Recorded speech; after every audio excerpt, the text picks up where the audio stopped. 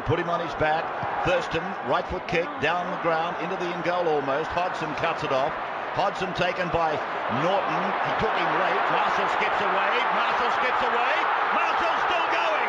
Marshall's got Richards coming up outside. Now inside. Richards pursued. He pushes Johnson away.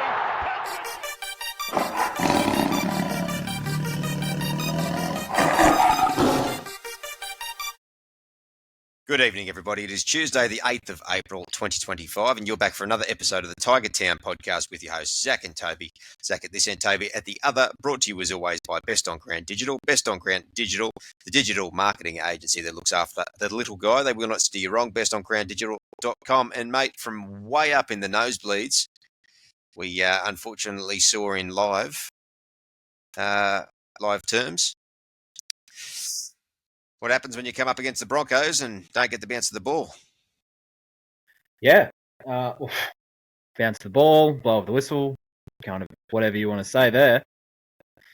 Yeah, it was obviously it was a late decision by you and I to go watch the game live.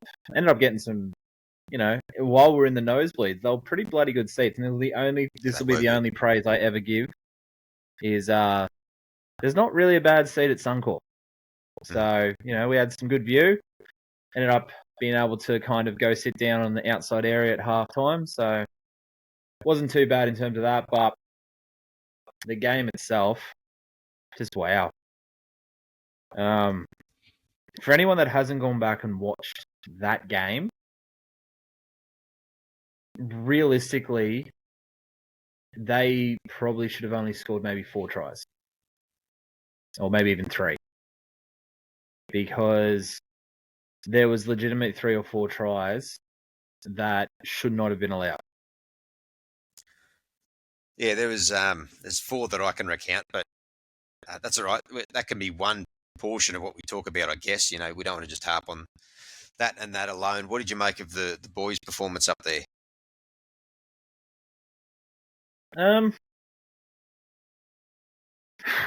I thought it was a tale of two halves, and it seems to be a theme for us. I thought we looked I thought we challenged well in the first half, and for us to be up 3 tries to 1, it was just our goal kicking obviously let us down, leading into the last 5 minutes of the first half, and then obviously letting that dummy half bash over sort of leak through. And then in the second half, we just didn't come out. We didn't come out of the sheds. It took us a while to find our feet in the second half. While I can complain about some of the tries that were given that shouldn't have been given, the Adam Reynolds chip and chase, that was beyond fluky. The way that bounced, that was like Jared Hayne 09 when he played us. And, then there was cooler heads prevailed in terms of Hunt and Reynolds with their kicking game. And it was very evident when Reynolds went off how much they missed that, because 3 tries after that shouldn't have been allowed. So, yeah, that's probably my take on the game. It was a tale of two halves. Yeah, look, I think it definitely was. We've been talking for a number of weeks about moments, and everything seemed to fall the Broncos' way on the night. In terms of refereeing bits and pieces, we might talk about what we're alluding to with the tries, or as we saw it, no tries on the night. But I will say that we received a couple of questionable calls as well. I think a couple of head scratches on reviewing the game, going back and watching it a couple of times actually. So I think the refereeing across the board was pretty average. My big gripe this year against us has been the refereeing of the ruck and the speed of the ruck, and how our teams have been able to lay all over our players and slow us right down. And I thought that he controlled that relatively well. But look, if I go through our try list there from the week, mate, I will just say with caveat that we're not going to spend the whole show talking about the referees. We're just going to have this segment because there were a few things that actually happened that weren't picked up on, and I haven't heard much of in the media as well, and one of which I'll mention shortly. But, mate, Jesse Arthur's in that first one. looks to me like it rolls from the side of the hand, which would indicate a lost ball. What do you think? Well, see, from being in the game, when we were at the game, I couldn't get a very clear view of it, and I could have accepted either decision at that point in time. But when you go back and you watch it, there is very clear separation and lack of control. Yeah. I don't know how that passes through. So, yeah, and I think yeah, for me as well, it was the nature of how if that ball was on the ground and you simply slammed your wrist straight on top of it, that's a try. That's downward pressure because you can ground the ball with any part of your arm or your torso. But yeah. the fact that his hand sort of rolled over the inside edge of the ball before it then grounded with the wrist indicates to me that the ball's been lost. But we'll move on to that, mate. You mentioned the Xavier Willison go from dummy half there. The tackle before, I think it was, or the two tackles before. One of the most blatant forward passes, I think it was Pat Carrigan, a short ball to another Yep. forward there. And then, two rucks later, they go and score. You can't get all those right. You're going to lose a couple of those, and the plays were separate, so we should have been good enough to keep them out, but another one that was missed. There was that one. I didn't really notice that. I remember the forward pass again. I think refereeing wasn't great on both sides, so I can again forgive that one because we still should have held him up. I mean, that was kind of piss poor defense in my eyes. Let's not forget the pass from Terrell May to Buller, where we sliced through off the dropout and Taruva scores in the corner. Even the most one-eyed monster Tigers fans, I think, would say that it'd be lucky to be called flat, that one. So we got one back there, we must know. Yeah, exactly. So, like I said, I can forgive that one. The one that I can't forgive, well, I can't forgive a lot of them. I mean, there's obviously, we can talk about the Cobbo pass in a bit, but the one that you brought up, and I didn't even notice it at the time, I just thought it was a slick move, was Willison's second try, where he catches the ball inside the lead runner and then goes through the gap that is created. Yep. Correct me if I'm wrong, but we had that disallowed to us in the first half from Buller. We had a Buller. Was that the second half? Are you thinking back to the Warriors game where No. He caught the ball on the inside in the Broncos game. It was a try. We went up and we cheered, and then it went back because it was an obstruction. I can't recall the one you're talking about. No, it definitely happened. I just can't remember if it was the first or the second half. Okay. But the fact that they blatantly missed that one, and then they were very quick to jump on us. It was unfortunate. What the Tigers should have been smart enough to see that. So it was a missed assignment there. I think it was Sione again? Sukar maybe, who held in tight too long. But the point is, it wasn't a 50-50 call where he gets the ball. We shared screenshots earlier in the week of it, and Willison receives the ball Willison receives the ball. There's a metre to his outside, and that's where outside of that metre is about where the lead runner is. So he is clearly a pace or two inside the lead runner, catches the ball, runs quite wide around him, and scores the try. It's a textbook obstruction every day of the week. Every day of the week. Because the angles of them were broader. I think it happened much more quickly, and it's not as wasn't as obvious.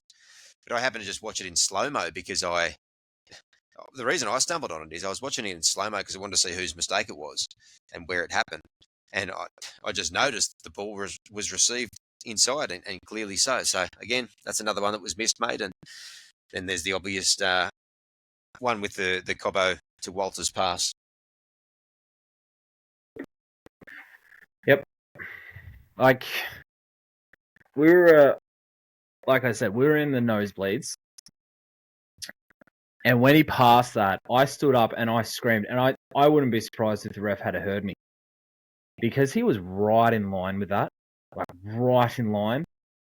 It wasn't as if he was a couple. He almost passed it towards us. Yeah, like So it almost floated up to the row 727. In the second half, we're in that left-hand corner, high up from the Broncos' try line, and so as he's running down the field, it looks like the ball comes straight towards us. It was incredible. You could hear the crowd respond to the pass. Now they might have been responding to the fact that he just got the ball away, but I don't know. It was pretty bloody blatant. It was absolutely ridiculous. Mm. And, that seemed to be the theme this weekend. Actually, it was blatant forward passes being missed. Yep. I mean, I didn't realize we switched on the NFL. Yeah, well, that's it. The Denver Broncos, mate. But look, the reason to say all of this is probably more so, whereas in the past it would be, woe is us and we never get anything. It's frustrating. We get it. We know what happens. Subconscious bias, glamour clubs, all that sort of stuff. You're going to get that in Suncorp. But point being is to put some context around it. A near full strength Brisbane at Suncorp, they played pretty well. And it was basically the boot of a couple of 36-year-old halves that allowed them to win, along with a fair bit of luck, about 4 tries they probably shouldn't have earned. And this was against a side who was missing their marquee man and their captain. We were missing one of our gun edge players, probably the best second rower at the club. We've got a bit of a backline crisis. We had an 18-year-old teenager on the wing and missing our main meter reader around that. Yeah, and that's what I was just saying. Yeah, so look, what the discussion about those tries that maybe should have been pulled up does is it helps to add a bit of context to the performance of the Tigers, because again, the goal kicking, the score didn't reflect the way the game went, I don't think. And no, having had a few days to think about it, and when you lay out in front of you all the extenuating circumstances, I reckon it's a pretty good performance. And even just the ball bouncing the other way a couple of times, and the score's very different. Yeah, I mean, we had a couple of things go our way. Let's call a spade a spade. They got hit with a lot of high tackles, some marginal at best, and I don't think we got hit with maybe one, and that was May's high tackle, maybe 2. So we had a few things go our way, but it was one of those nights where it felt like you could have the ball bounce your way, and we were still not going to get enough from that. It just felt like that. It felt like there was always going to be something that was going to hold us back, whether it be Jake Jagielski staying on after being clearly knocked out, but staying Gajewski. on for Gajewski, yeah. Yeah. After his head clash with Big Red. Yeah, that was a funny one though. What I will say is he contributed to 2 of our tries a bit later on following that. I think Buller was where sliced through him, and he was one of the ones that Sione brushed off. So leaving him out there might have worked to our advantage. True. But, Latu came off for a pretty obvious head clash, but then I think he stayed off because of that broken thumb. Yeah, which is been operated on today, we hear, and 6 to 8 week recovery. So, man, he just can't catch a break. Can't catch a break. Yeah, that's bad luck. So, again, he'll do his recovery, and look forward to seeing him back probably around that mid-season point, I guess. Yeah. Cool. Yeah, obviously he'll come back through Cup, get a few more, because, Benji said a couple of weeks ago, he's too good to be in Cup. He's too good. So, hopefully he can get back full recovery and start hitting his strides again. Mate, who impressed you on the weekend? Let's call it your lift and sink nice and early. Lift and sink nice and early? I think my lift... I think probably my lift is Appy. I think Appy was very much a bit of a glue for us. I think Talon is talented, and he's amazing when he comes on and we're sort of getting a roll on. But Appy was clearly a difference maker was the difference when he came off and then came back on. I think we needed him more out there, which is, we don't want him to be an 80-minute player. We want to save his legs. We want him to be continuously pushing the defense and making them question and not be exhausted by having to make all those important decisions after 80 minutes. But he was someone we relied on very heavily again. So he's my lift. I think my sink.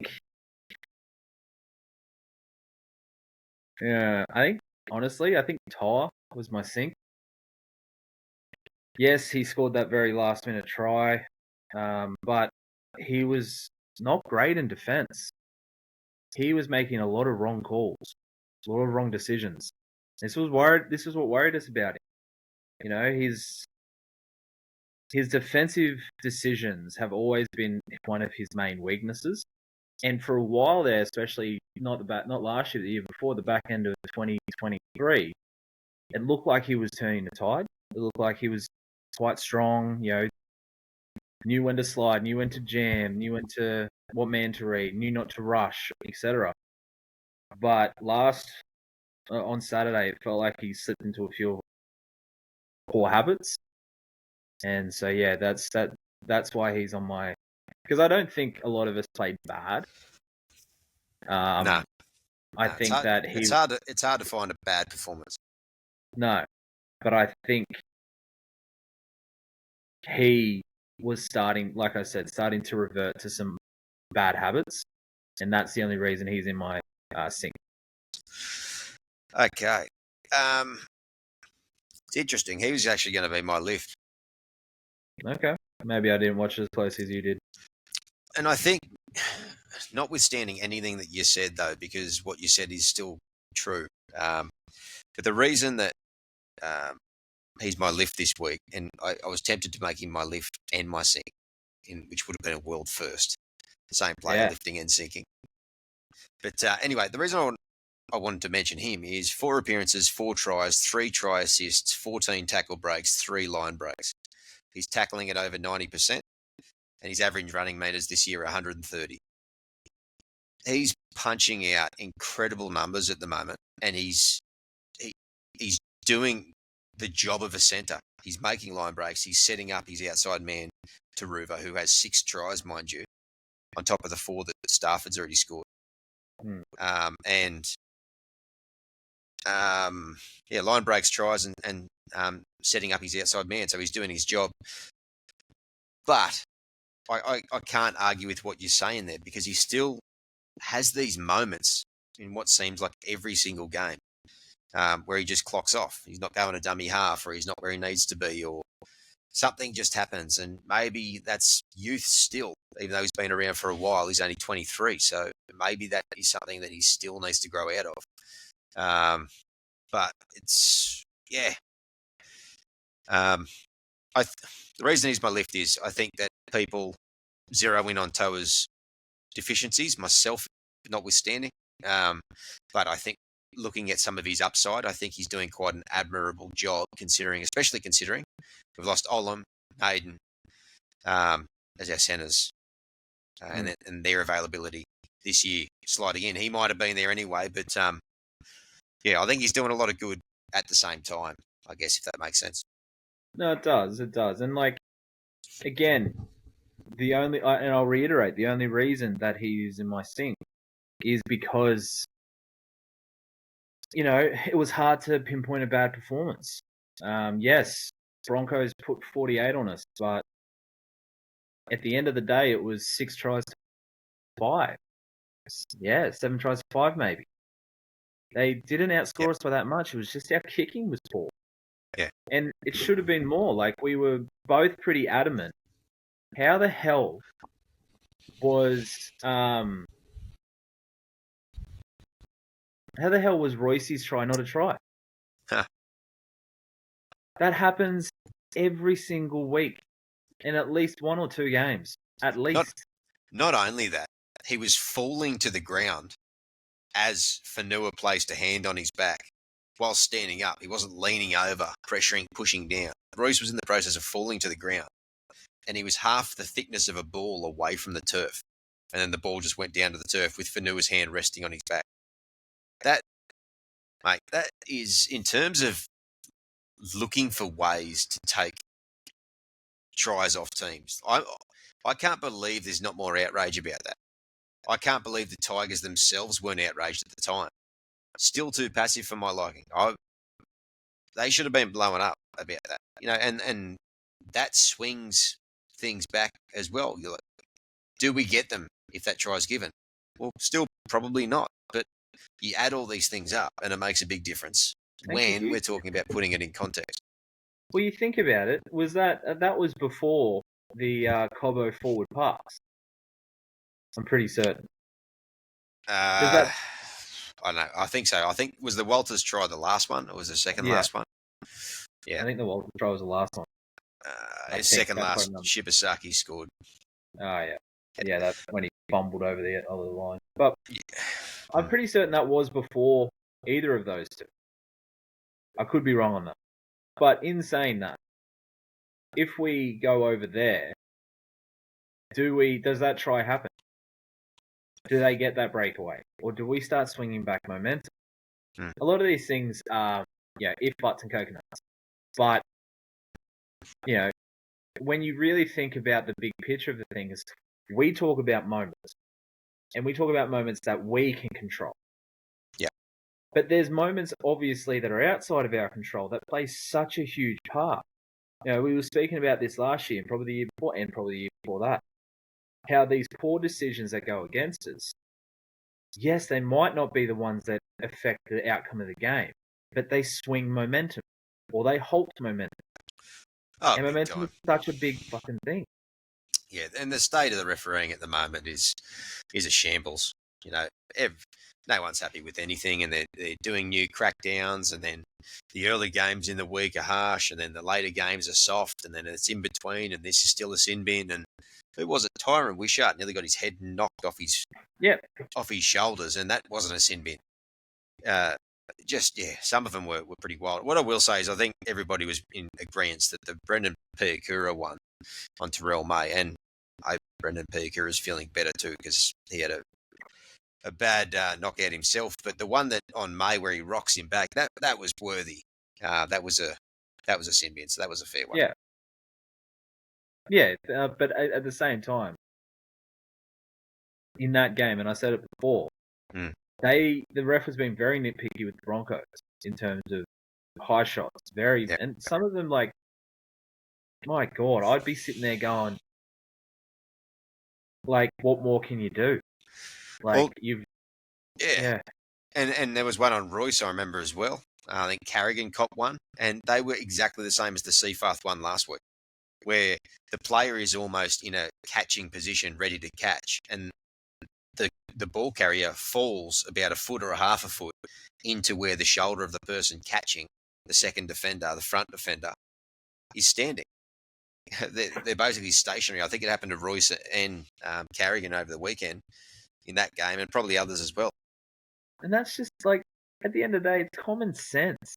It's like, if you're going to sit there and catch them in the defensive line, and they trip into you, yes, it's unfortunate, but it's not your fault, and you weren't being malicious, and it should not warrant a penalty. No. Accidents happen. What happens if you both go up for the ball, you both have eyes for the ball, no one has any malicious, like, you both leapt in the air at the exact same time to catch a ball, and then one of you falls down and smacks your head on the ground and knocks yourself out. Is that a penalty? No, because it's a contest for the ball. It's just unfortunate that it happened. Yeah. Exactly. My big thing, mate, with it is that, and I think I've said this before, and we'll move on after this. We want to start talking about something good from the game. But what's the purpose of a penalty? It's to impart a penalty of some description or a small disadvantage in the opposing team or in the team to which the player that fouled belongs, in order to discourage that player or that team from engaging in behaviour like that in the future, whether it's an advantageous piece of behaviour or whether it's a dangerous piece of behaviour, right? there's no point of imposing a penalty if it can't bring about behavioural change in the player, because in that situation, there's nothing they can do. Like No. when we saw the penalty on Latu Fainu last week, where he grass cut whoever it was who decided to jump over his tackle. You're actually not allowed to jump over defenders, by the way. So the penalty went the wrong way. You can't jump into contact. We saw Siliasi Vunivalu do that a couple of years ago and get penalised. Yeah. Anyway, point being there is Latu Fainu has no idea that player's going to jump. Same as if somebody's falling, right, with the head-high contacts, and you're going to make a tackle right in the midsection, cut them in half, and someone falls into your shoulder, they're going to rule that high contact, aren't they? Yeah. But in that situation, there's nothing you can do, literally nothing. The human response time can't change from that position, and you set up in a safe position. So what is the point of imposing a penalty if there's no behavioural change the player can actually make to mitigate that in the future?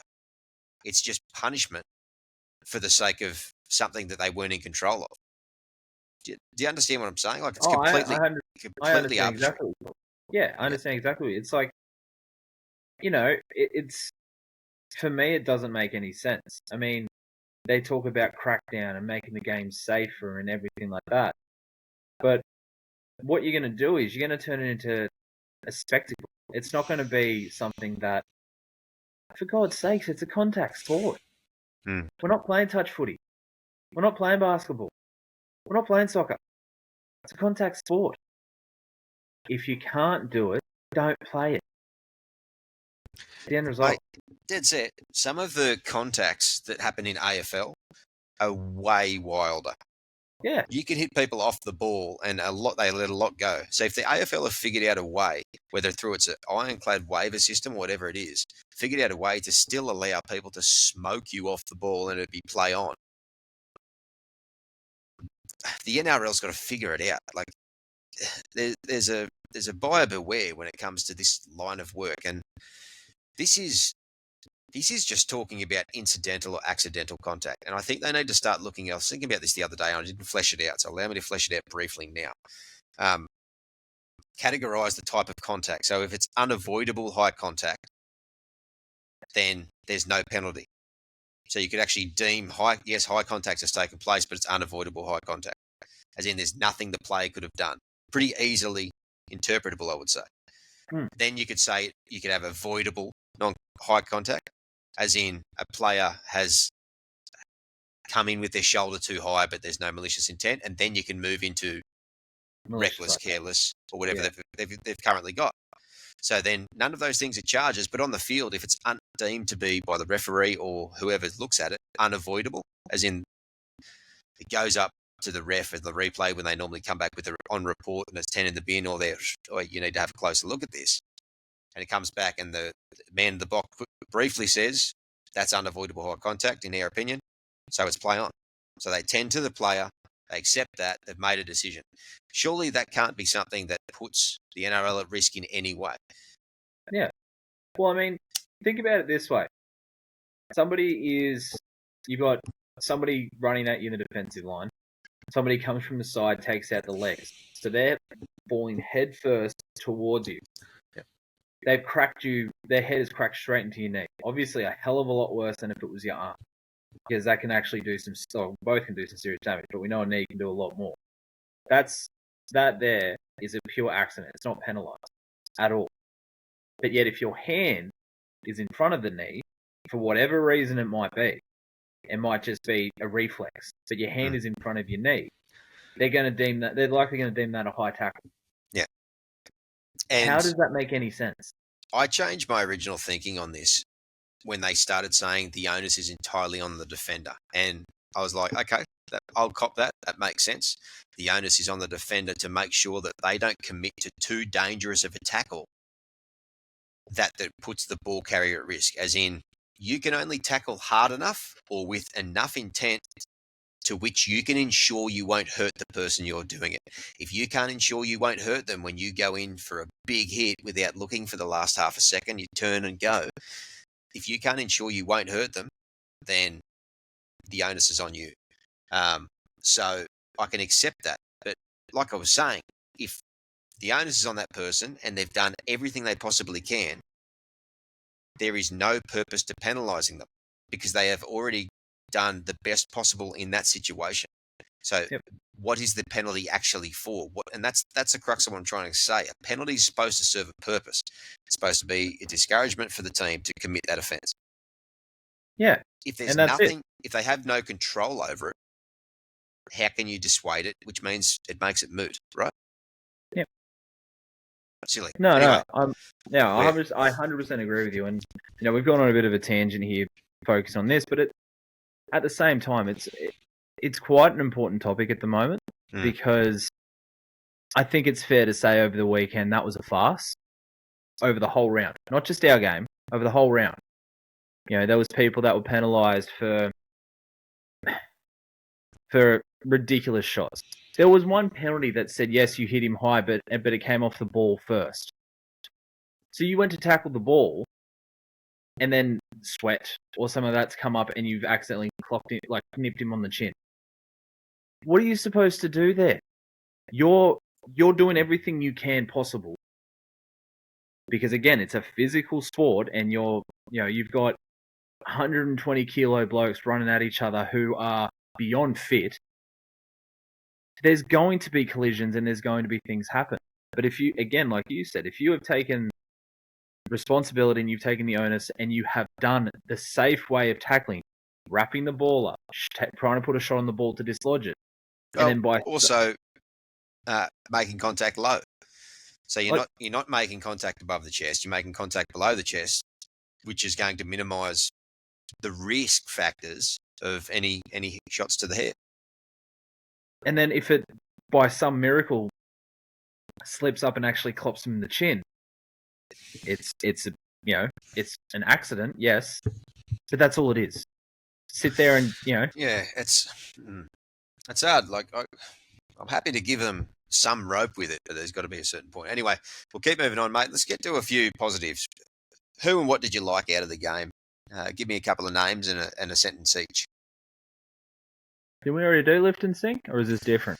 No, just overall, because I think there was a lot of decent performances that are worth having a bit of chat about, and I think we can go through a couple of them. I guess I'll start you off. I like what Luke Leiloliti did coming into the cauldron like that, 41,000 odd people, first game of the year. He's been out for a reasonable amount of time with some concussion issues.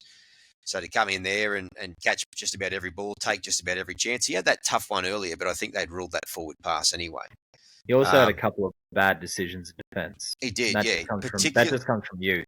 But yeah, it does, mate, 100%. And particularly that one down the right-hand side that ended up being the Cobbo forward pass for Walters. But look, 140-odd metres, he really did his job. And for Luke, Leiloliti for me, I know that we still need backup wingers and he's only a kid and that sort of stuff as well. I know that he's played with a fullback. I'd be trialling him as he continues his development, New South Wales Cup, flag, whatever he wants to play down there, a bit of NRL. I'd be trialling him in centre to see how he went. He's not necessarily renowned for defence, but he's certainly young enough. He can learn it. He's big enough. He's strong enough. He can figure that out.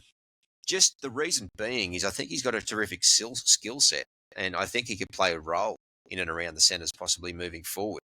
And if he happened to cotton onto it early and make a real fist of it, it would be good to have another quiver in his bow and to have another up-and-comer that is capable of filling dynamic player, that backline position.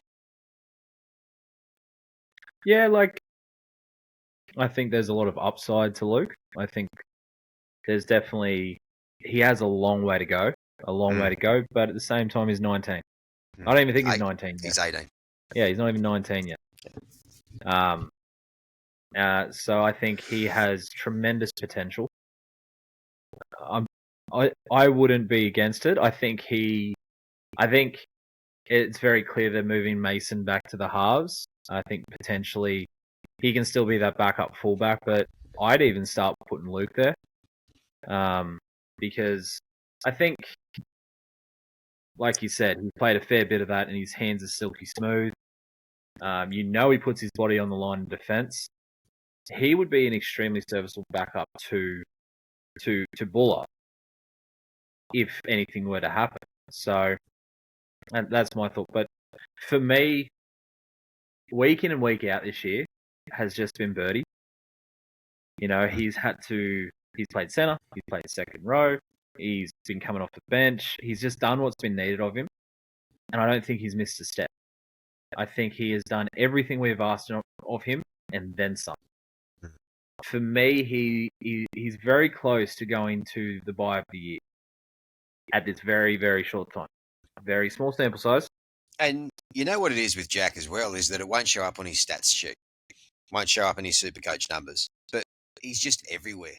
And he'll miss a handful of tackles. He'll bump off a bunch of tackles. But you know what he's doing? He's the first there on kick chase. He's the first to dive on a loose ball. He's leading line speed. He's working overtime out of marker. He's just everywhere. And he's one of those intensity barometers that I talk about.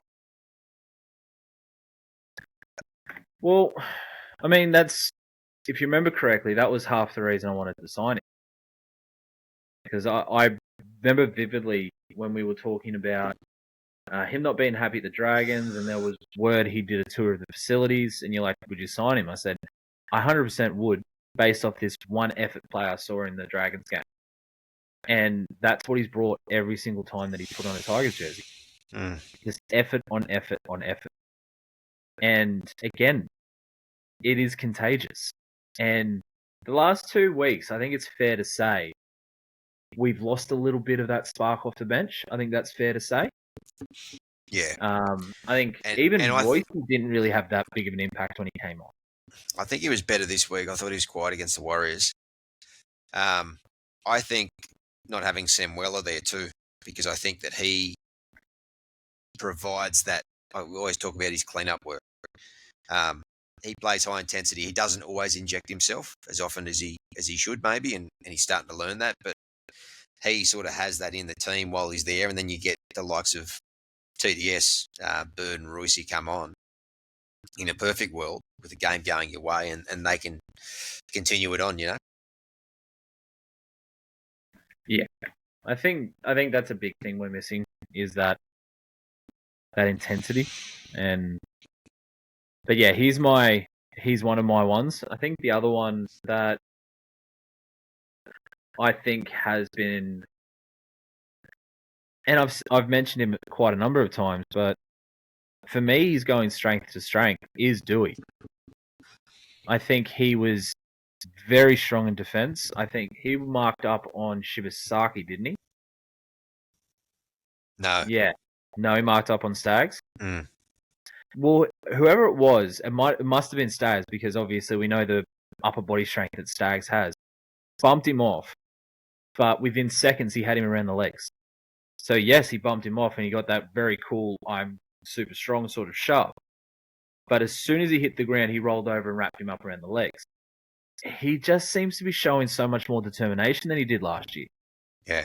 And yeah, again, he only played maybe a handful of games last year because he was coming back from another ACL, but I'm extremely happy with the way Dewey's going. Mm. So, yeah, I agree. I was just spending most of what you were saying then trying to second guess who played against who marked up on who. I can't remember for the life of me. I always get my lefts and rights with the centres always mixed up. Whole life been terrible at it. It's one thing I've never been able to nail. Anyway, I agree. He's doing his job quite well, and there's a bunch of players in this side that, whilst they might not be setting the world on fire, are doing their job. Jareem's creating, and I think he was a big part of what we did on the weekend. He's just chiming in little moments and whatnot. Tito, mate, I've got to mention the work that he does. Like, he has carried us out of the backfield in the last few weeks with Jarrell being injured, and just hasn't missed a beat. He just does his assignment every single week. He capitalises on every minor opportunity, including Jareem Buller giving him the bloody toughest of all runs into that corner when all he had to do was straighten and duck in and then pass out. But maybe hold it a bit longer too. But yeah, Tito, mate, impressive stuff. Such a good player to have at the club. Oh, such a good player. Yeah, absolutely. I think, I will say it gave me the absolute shits when Pretty Boy Walsh decided to try to do the floor. Yeah. Gave me the shits. Well, that's what he wanted. It's just arrogance. It's what they Yeah, do. but like, what have you got to be arrogant about? You haven't won anything. They just beat a side that, other than the last month of football, are coming off 3 straight wooden spoons. Like, what's he got to be arrogant about? He is the sole reason that they lost the grand final 2 years ago. Don't let it worry you, mate. Pretty Just boy. bide our time. Because you think we play them again. Maybe we play them in Sydney, although we haven't had much of a great run with Campbelltown. But, we play them with Skelton, Sam Weller and Jerome Luai in the side, and we kick a few goals. And they don't get the bounce of every ball go their way. And we get a couple of tries taken off them that probably should have been. That game, there's every chance it goes very differently. Because the way that they played that first half, that first 35 minutes, is the best half they've played all year, I think, and it's missing a few really key troops. It can't be understated the role that those 3 blokes have played in the start of the season, in their own different ways, Absolutely. I think you mentioned it before.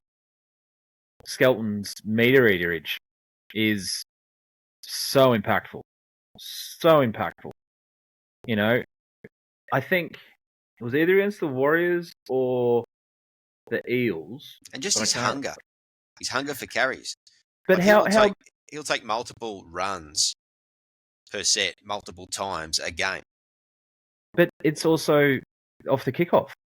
Like, if he catches the ball at the kickoff, he doesn't pass, he runs. Loves the contact. But just off that, if they kick it off and he catches it on the 15, he runs it back to the 25 before the defensive line gets there. Matt, you don't get props doing that. So that's huge. Like, these are the little things that we're discussing that, again, like you said, should not be understated. No. Yeah, no, big points.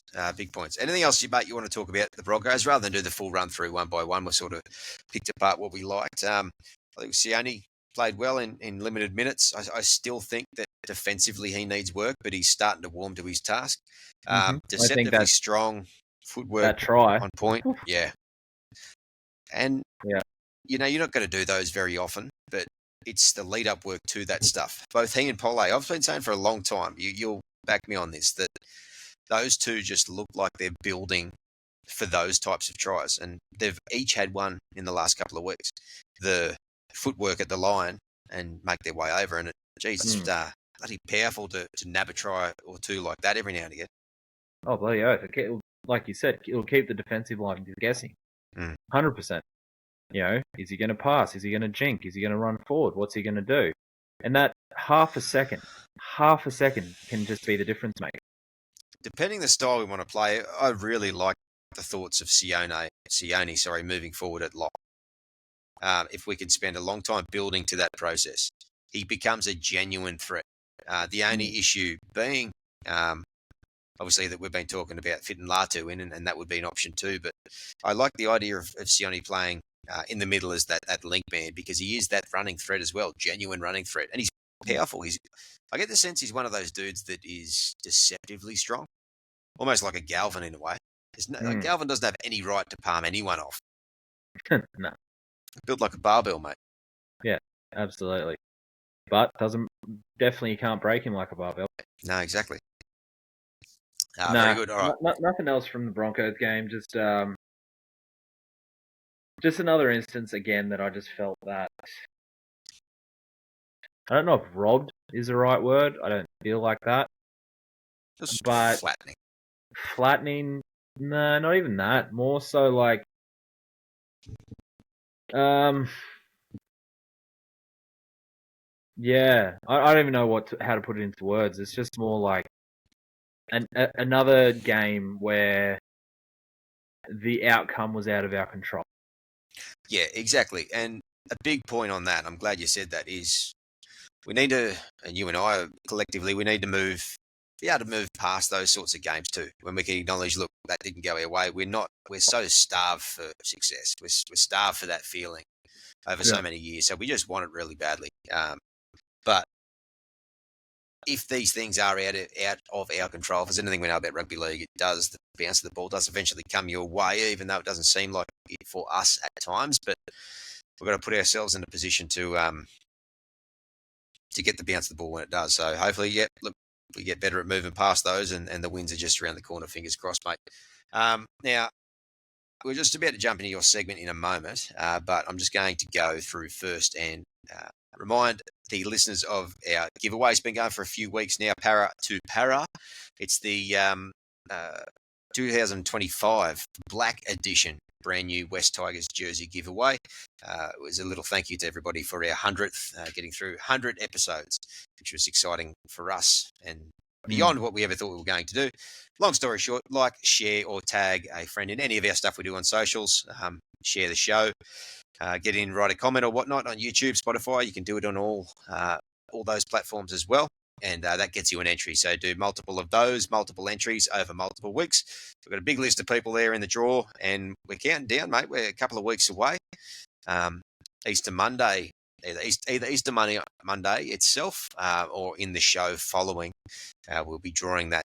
So we'll let you know a little bit closer to the date. But it is getting down to the last couple of weeks, mate. So we're going to draw that pretty shortly. Yes, very, very, very exciting to sort of draw that, and I guess thank the listeners for over 100 episodes of listening to us yarn. I mean, again, we talked about it a few weeks ago when we did do 100th. It's pretty phenomenal where we started to where we are now. I remember we didn't know what was going to happen to this, who was going to listen, what we were going to do. I think we were stoked when we reached over 20 organic listens. We were like, this is awesome. And now we're doing quite well with the amount of listeners we have. So it's just very much a thank you. And so really cool to draw that, I guess, next week. Yeah. Next week? Week after. Are we drawing it before or after the game? We'll discuss that off air. We'll let everybody know. Don't you worry about it. Clearly, I have no idea what's going on. Toby. Yeah, okay, fair. I never have any idea what's going on. Thank you. All right, mate. Now I'm going to excuse myself for a moment. I'll pop out to the loo. But good news, though. There is good news. I won't be gone long. That's not the good news. The better news is it's time for Toby's weekly Pathways Roundup. Mate,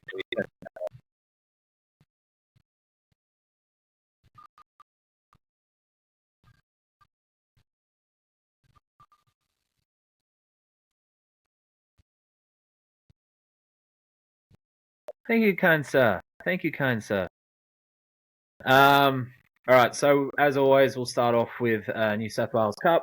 So we got absolutely demolished by the Sea Eagles, 52-26.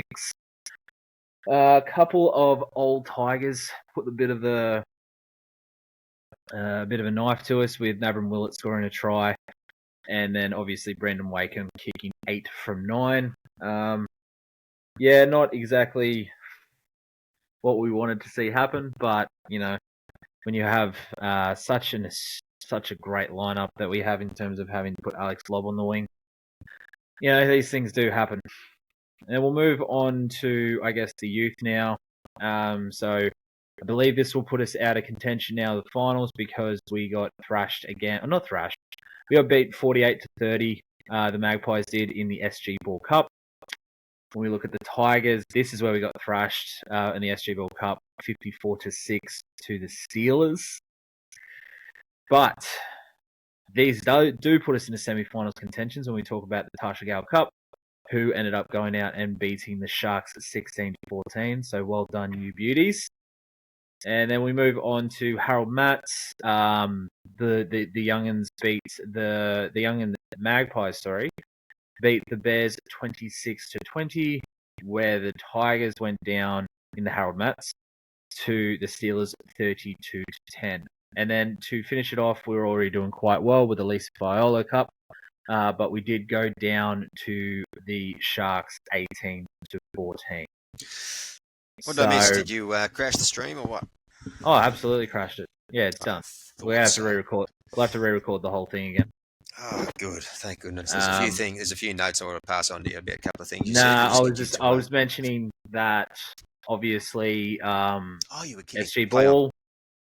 Ball pretty Yep. much crashed out Yep. of the finals now, I think, Mm-hmm. as has the Harold Mats. But the girls have gone through in terms of the semi-finals with Tasha Gale and Lisa Fowler Cup going through to the finals. So which is I think this weekend as well. So Yes. Yeah, not the best end to a season, I guess, across a number of those grades, but that's all right. We keep moving forward, and we're in the early stages in many ways of building this pathways program out, and over time those things will start to grow and improve, and as the first grade squad becomes more settled, then we can start to sort of backfill the grades down as we go, and we won't be in a rush of pushing everybody up super quick. We can have time to develop players, and there's a few reasons for that, but there's a lot of diamonds in the rough there, and we're going to start hearing a few of those names. And flag season is still going. New South Wales Cup's still going, so we'll probably start to see a couple of the better and brighter juniors get a bit of a look into a couple of those competitions probably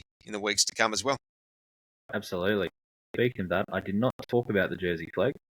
So 2 seconds. Uno momento, por favor. Jersey flags boys got a win from memory. They did against the Seagulls, 38-14. Yeah.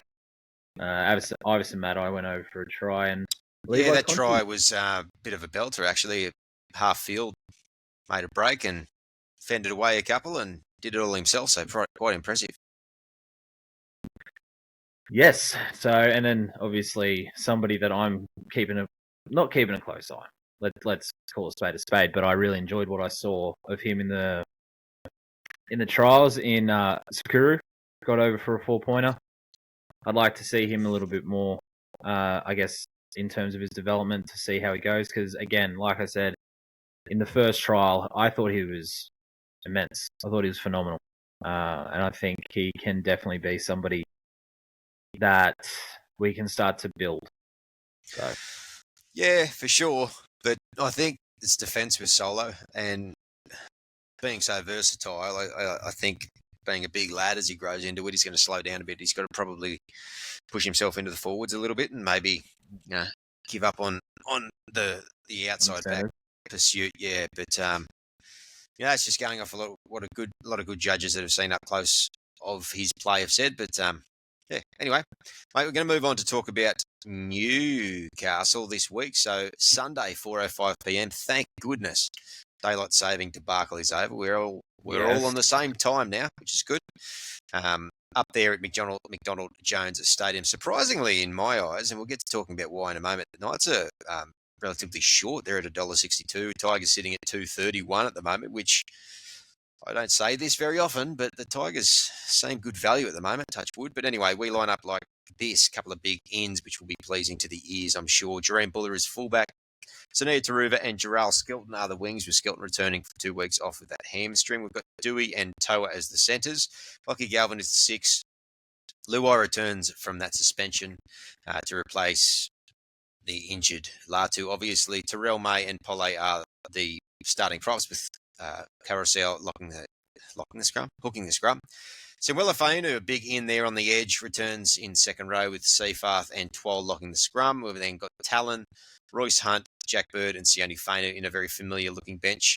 Our extended reserves are Sukar at 18th, Heath Mason at 19. We've got Luke Leilali'i. Britt Naden returns on the extended reserves list, and he's named at centres in New South Wales Cup, by the way, as he returns from that dislocated patella. And Git Leilali'i is the 22 and rounds out the side.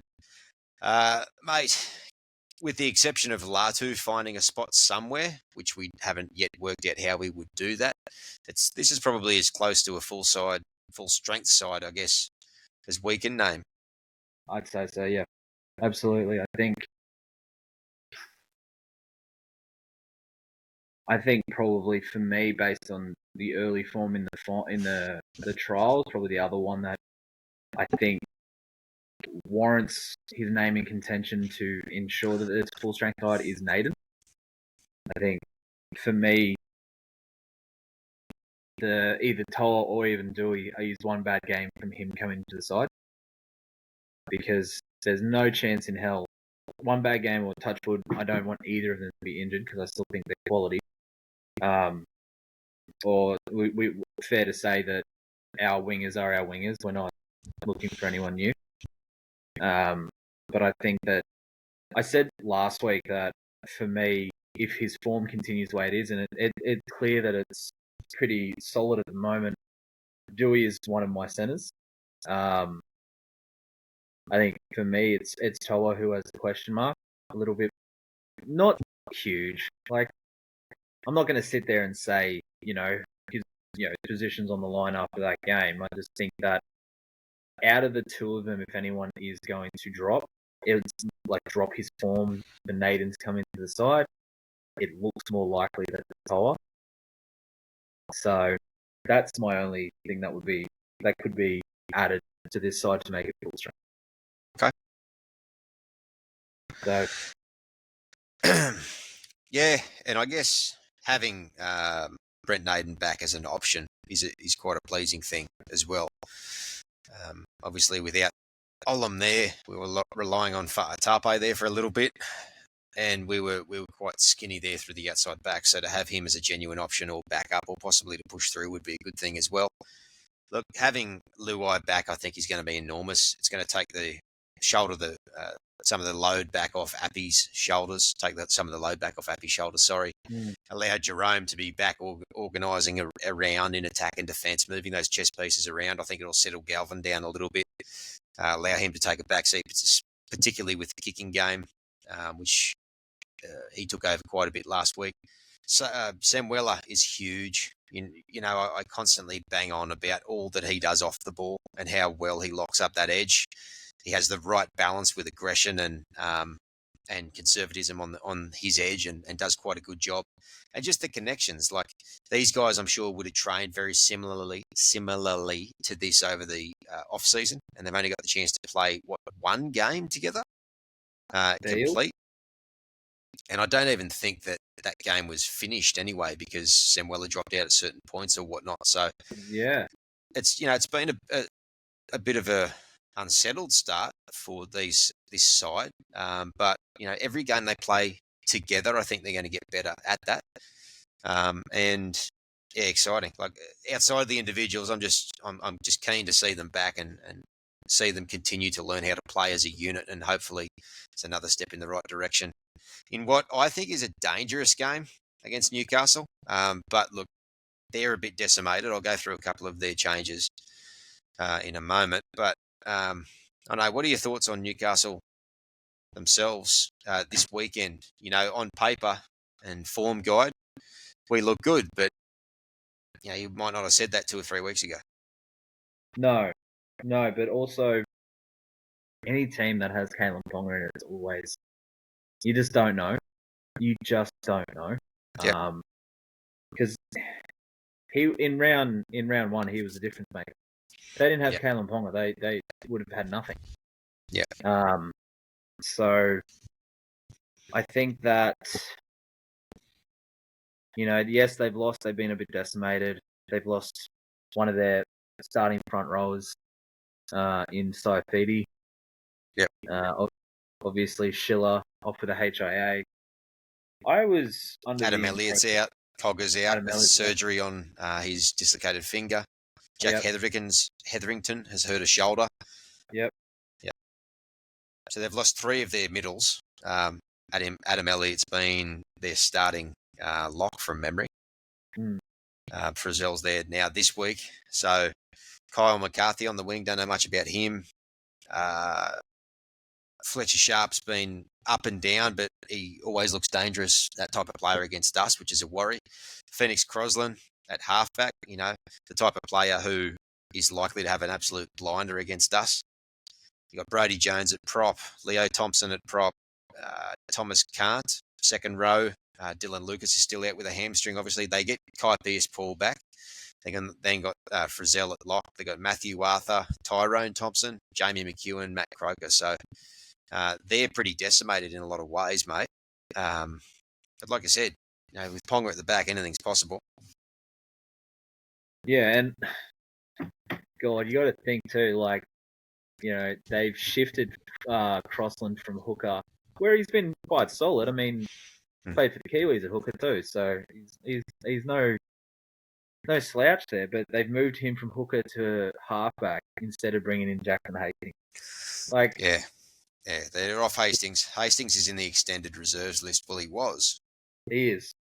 Okay. Yeah, he's there. He Yeah. So, really, the way I see it on the weekend is that with all those changes, they're going to struggle to have any sort of synchronicity. So they're going to have to play simple, and they're going to rely on individual brilliance. So they're probably going to get early ball to Bradman Best.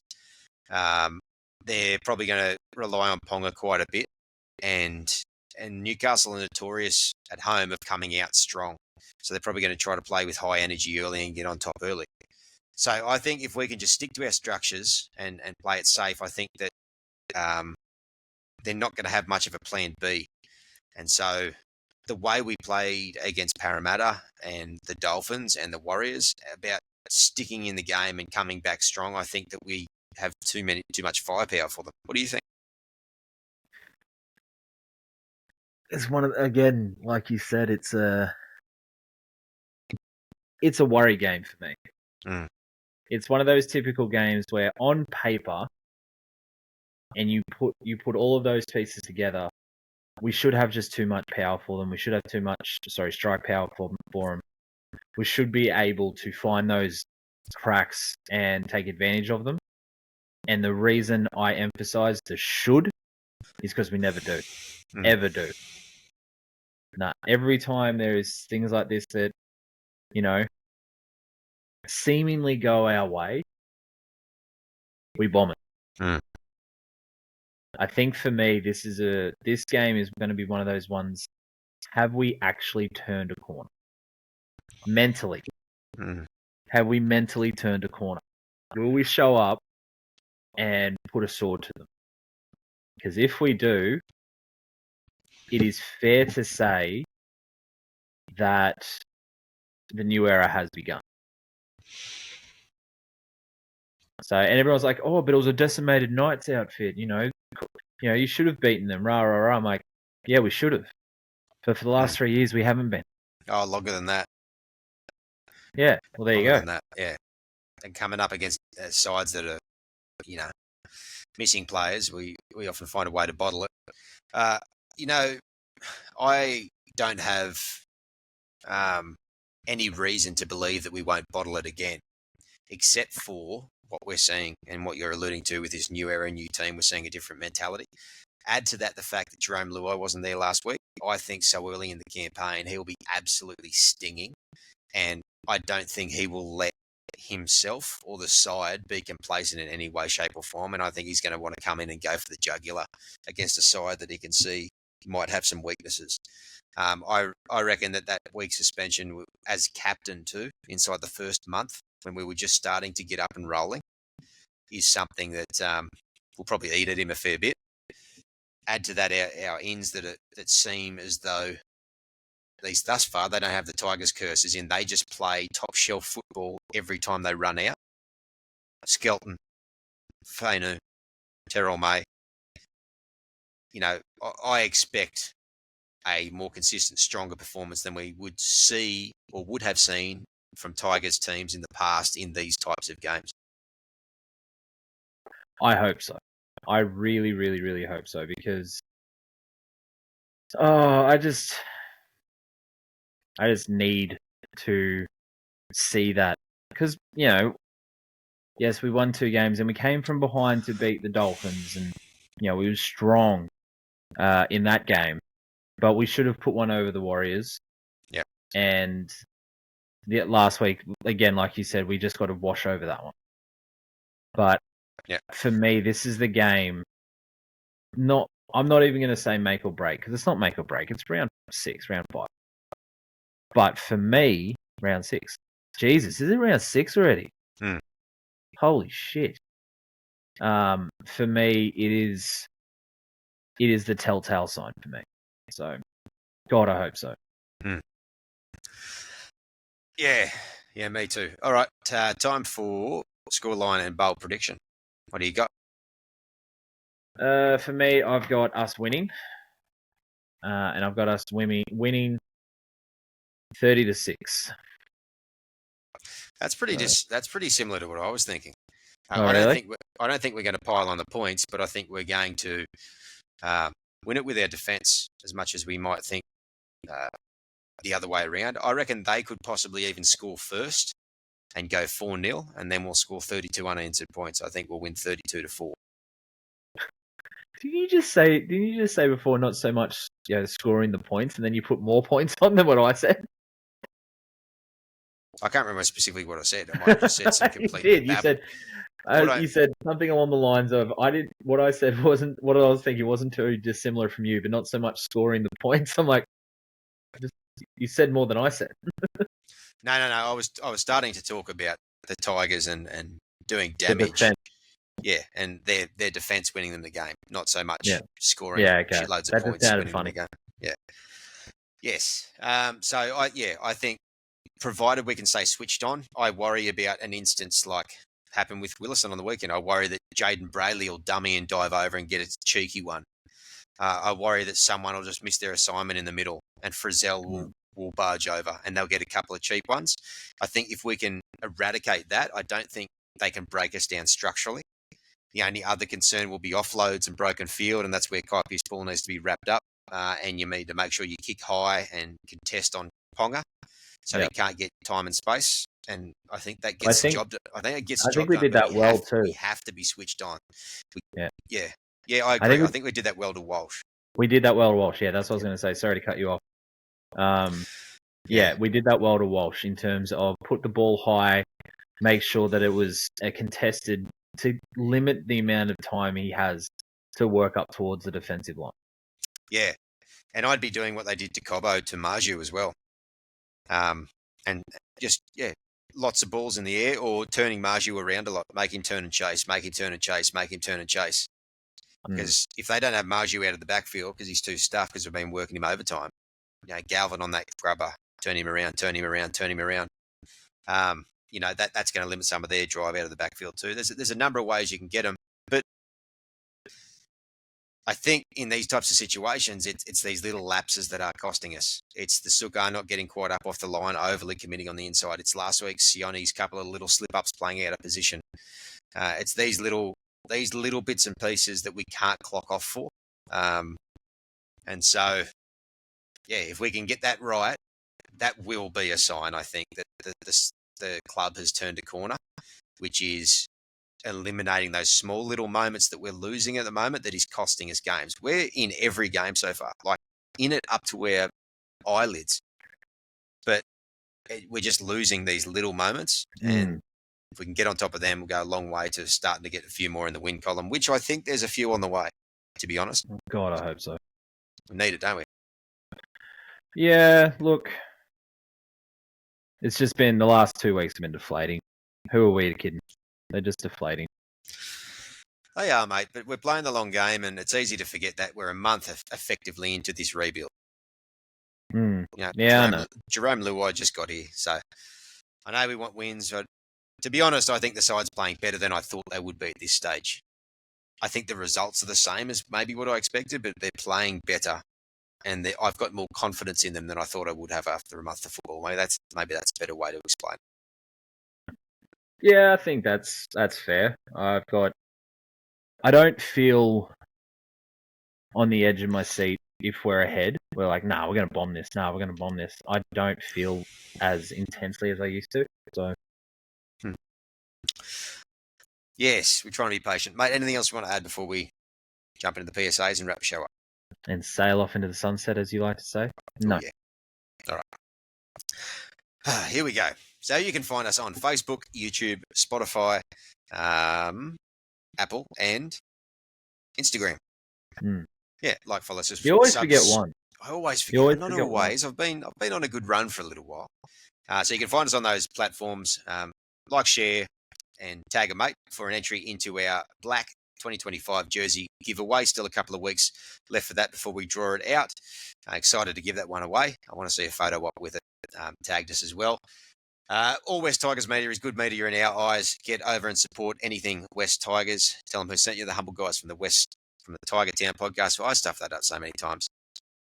West Tigers podcast, West Tigers Life podcast, West Tigers Faithful podcast, the Ambush on Facebook, the West Tigers Forum.com. Get over and support those people. Thanks, as always, to our sponsor, Best on Ground Digital, Best on Ground Digital, the digital marketing agency that looks after that little guy. They will not steer you wrong. BestOnGroundDigital.com. Superstars over there. Love the support, mate. Love your support. We don't get to catch up for dinner tomorrow night, disappointingly. No, I am flying to Victoria. So I'll be in Victoria for the game, actually. So I'll be at some random pub where all they show is AFL, and I will make them put on the Tigers game. Oh, you could just watch it on your phone and stay away from all those Mexicans down there, mate. Nah. You got to find pokies somewhere. Gamble responsibly.